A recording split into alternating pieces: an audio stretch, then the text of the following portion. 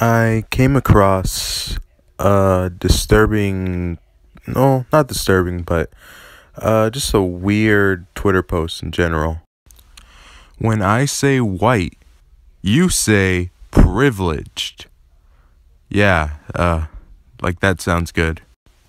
The media when a black man shoplifts bread to feed his daughter versus when a white man murders his family and dissolves them in acid. I kind of wish the poster would have given these exact examples, but I'll just use the ones provided in the post. Two people suspected of stealing 90 cans of baby formula from Walmart, and the picture is of two African American persons. St. Charles man killed daughters before telling wife to live and suffer, and the picture is of three white people. So, I don't get it. Why compare these two instances of people committing two separate kinds of crime? Now, the first image would have you believe that this post is saying, oh, when a white person does something as horrible as murder, then they put a nice image up, while when a black person does something bad, they put up a mugshot. And I really do not think that is accurate. Because look at this, just with the bare image, yeah, the first point of the post is correct.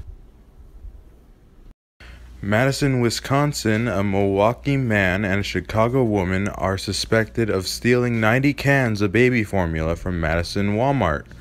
Security at the store on Nakusa Trail said the man and woman put the formula in a shopping cart and covered the cans with t-shirts, other merchandise, before pushing the cart out without paying. They were still in the parking lot when police arrived Friday afternoon. Officers said the baby formula was recovered from the trunk of their car. Walmart staff members placed the retail value of the stolen items at approximately $1,500. Antonio C. Tate, 23, of Milwaukee, and Janika B. Coleman Wirtz, 24, of Chicago, were arrested on suspicion felony retail theft. Now, does that strike you as odd that no child was mentioned at all in this whole article? I mean, assuming you'd steal baby formula for your children, right? Because you can't afford to feed them. But baby formula is expensive. And believe it or not, people are looking for cheap baby formula. And even if you sell it cheap, you can gain a lot of profit off of it if you didn't have to pay anything for it. And to me, I believe that was their intention. And I can hear them now. Like, oh, you are saying that black people will steal crap to make a profit off of it and not steal stuff that would help their family in general. No, I'm not trying to put that out there. What I'm trying to put out is I believe this was their intention because A, they weren't a couple, and B, there was no child mentioned. And this has happened before, and I will put that up now. Couple netted $90,000 in just 6 months on full-time baby formula theft binge. For Florida residents Sonia Barber and Glenn Martin, a good day's work would mean a trip to the local Walmart to steal 24 cans of baby formula. The couple from Palm Springs would bring their 9-month-old baby along to help them with the shoplifting spree. Placing the cans under the blankets, their son's stroller, Barber, 32, and her fiancé, Martin, 31, would stock up between 15 and 24 cans and then walk out of the store without paying. Both Barber and Martin said they have been stealing baby formula for months and have been selling it for thousands of dollars, according to the police report. Both admitted they have pain medication addictions. Martin spends up to $125 a day, while Barber spends $90 a day on the drugs. Martin says he has stolen about 500 cans a week from different stores for the past 6 months. During that time, the couple have managed to pull in close to 90,000. The stolen cans sell for about $9 to $15 each. Now, don't you see how this couple is not innocent? This couple is guilty by all accounts, and even worse, because they involved their 9-month-old child in it. The point where you add children to this makes it much worse. But I think they were in it for the profit. Like the past couple, I believe they were in it for the profits, because baby formula, as the article says, is very profitable to sell. But my point here is, yes, you can post and say that, oh, when a black person does something bad, a white person that does something even worse is shown as better. No, that's not the case, because I just showed you white people that have done the same crime.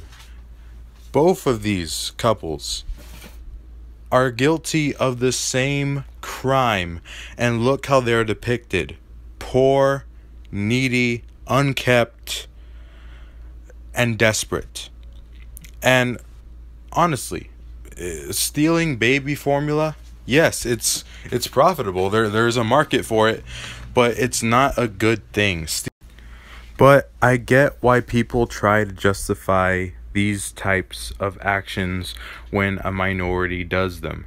It's because life has kicked them down, they're being oppressed and all that, but they did the same crime as a and were arrested and punished like the couple I showed you after them. This isn't a race thing, okay?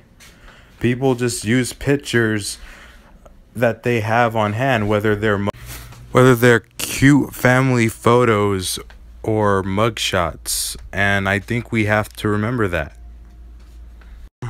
Now, before I get into these articles, I would have to say that the photos are the only happy things about these tragic stories, where a father kills his own children. And a father shouldn't ever have to do that, but there are some messed up people out there, as you know. A quote from Mr. Coffin: "I just shot and killed my 2 kids, and I shot my wife, and I'm going to shoot myself now." The father heard telling the dispatcher, "My 2 girls are dead, and I'm killing myself." When he tells his wife, "I want you to live and suffer like I did. I want you to live and suffer like I did." When St. Charles police first arrived at the condo, they had good idea of the horrific scene that awaited them. 16-year-old twins Tiffany and Brittany found dead. Police said Coffin also shot his wife Anjum once, but the bullet struck both her legs. She made the second call to 911 4 to 5 minutes later.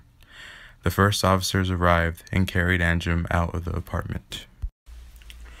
I don't know what could have driven this man to shoot his own family, to kill his own daughters, but it's obvious that he was a disturbed person, probably a depressed person, probably had some issues with his wife, and I don't know. What I do know is that issues like this can't be simplified by a race issue. It's more complicated than that, and this isn't unique to white people to start murdering their own families, you know? Father kills 7-year-old daughter and himself in murder-suicide outside California mall. Now, Notice how race isn't mentioned, nor is it mentioned in any of the other articles. That's because this isn't a race issue, and it is a father killing his own children. And here it's even worse because it's a little girl, barely 7 years of age. Police are investigating what made a 36-year-old man fatally shoot his 7-year-old daughter and then himself in a shopping mall parking lot in California.